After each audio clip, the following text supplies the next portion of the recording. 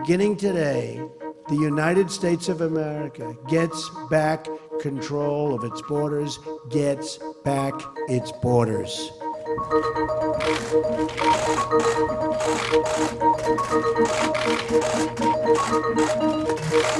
The Secretary of Homeland Security, working with myself and my staff, will begin immediate construction of a border wall. An undercover FBI operation exposes Alcaeda terrorists posing as refugees in the middle of the American heartland. They quickly learned that lax background checks were to blame.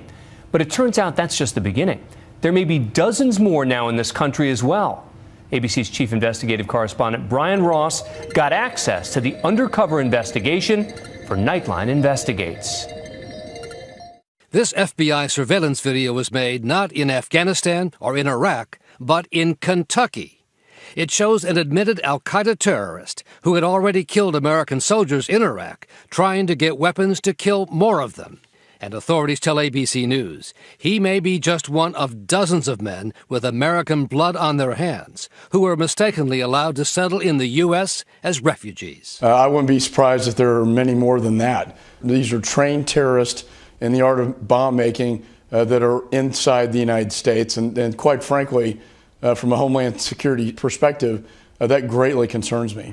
The startling discovery of Al-Qaeda in Kentucky took place in Bowling Green, Kentucky, a city of 60,000 people, seemingly far removed from concerns about terrorists next door.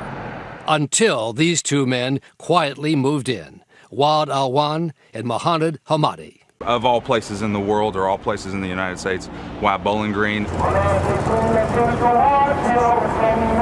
The two men came from Iraq 4 years ago, among tens of thousands of refugees who the State Department approved to come here, seen as no threat to the U.S. But the two were, in fact, says the FBI, part of an Al-Qaeda-connected insurgent group that had already killed American soldiers with roadside bombs. The group produced this video of their attacks around the Iraqi city of Baji.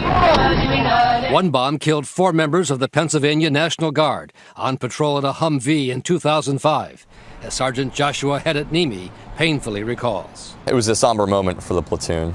We had a great deal of love and respect for those guys, and it hit us pretty hard. Warrant Officer Dan South was the only one in the Humvee to survive the attack. Unless you smoke the guys that did it when it happened. Other than that, you never know who did it, you never know what happened to them. As far as you know, they got away with it scot-free. And not just get away with it. An ABC News investigation found that the two terrorists, Al-Wan and Hamadi, were able to get through a flawed U.S. system of background checks and end up in Bowling Green.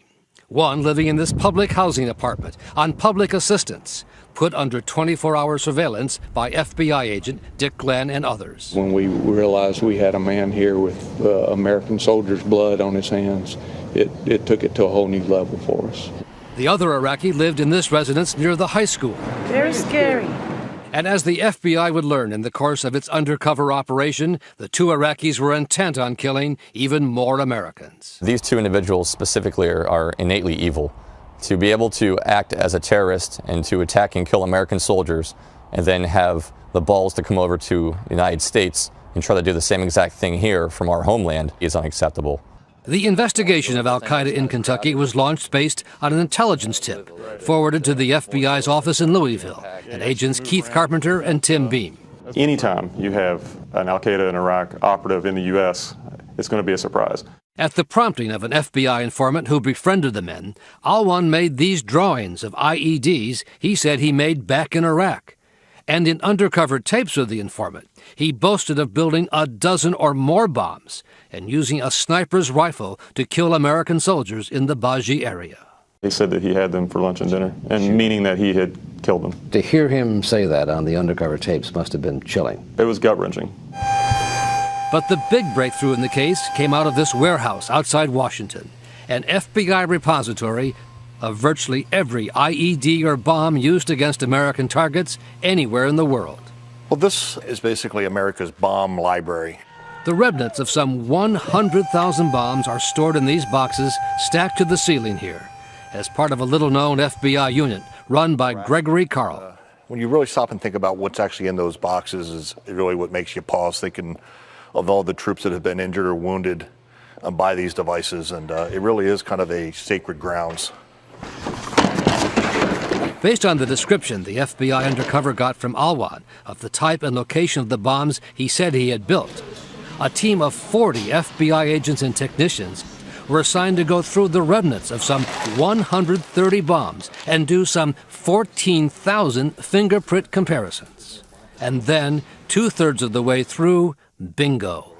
I think that I said you will never believe it.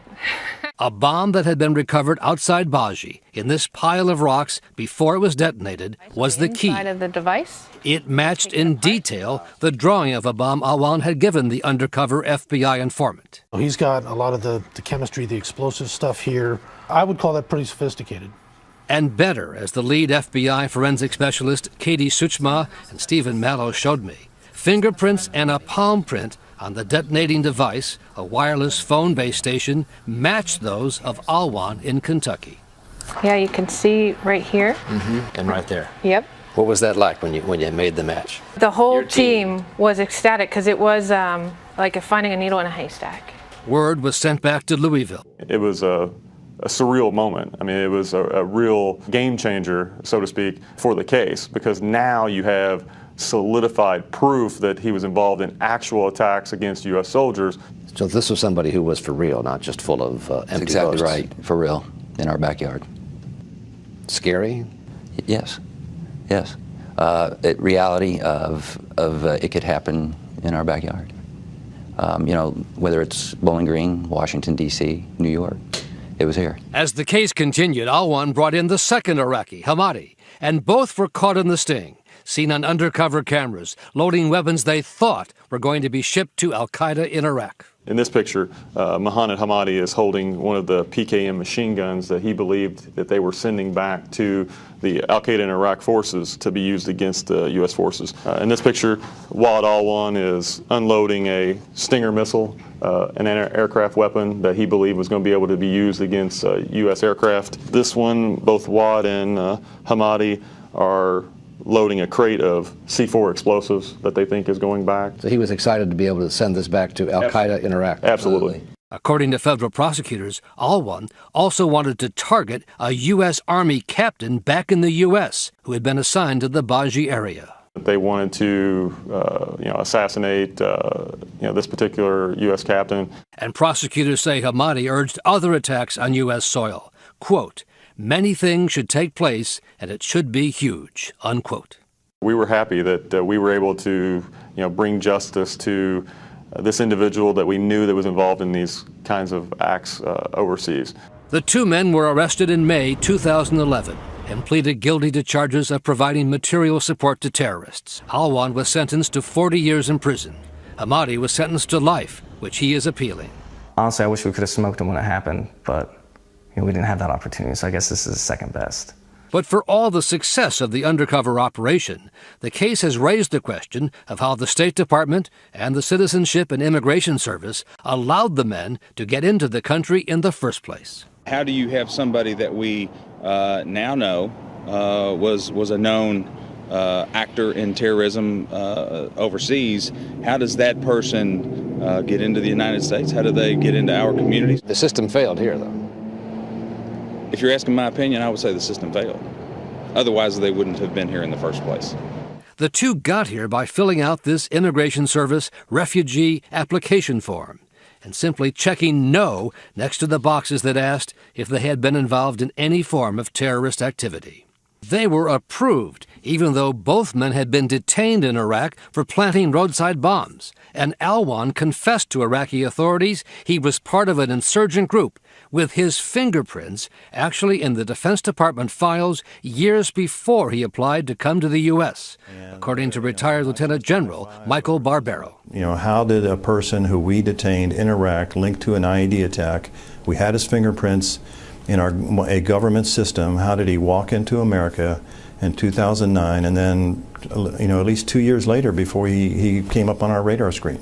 At a congressional hearing, a Homeland Security official said none of that information was available to its screeners. And all the biographic as well as the biometric checks that were performed at the time did come back clean. Now an urgent search is underway at the FBI laboratory in Quantico, Virginia, to go through a huge backlog of other bombs from Iraq and Afghanistan, which leads to a surprising number of other terrorists who also may have managed to move here undetected.